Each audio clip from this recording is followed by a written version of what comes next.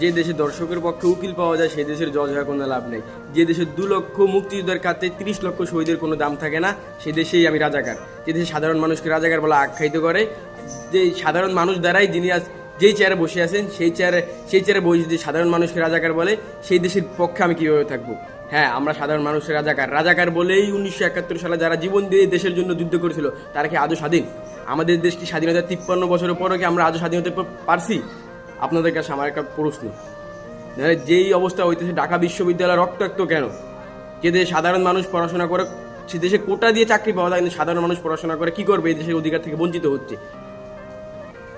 মানে কোটা বিরোধী আন্দোলন সফল হোক, এটাই আমরা চাবো। কারণ বর্তমান সমাজে আপনি যদি দেখতে পাচ্ছেন যে অরহর ঘটনা, ছাত্রলীগরা, যারা ছাত্রলীগ আছে দরকার তারাই বিরোধী আমার দেখবেন না, সোজা কথা। কারণ যারা ছাত্রলীগ আছে তারা কি অত্যাচার করছে সাধারণ স্টুডেন্টদের প্রতি, সেটা আমরা ঢাকা বিশ্ববিদ্যালয় থেকে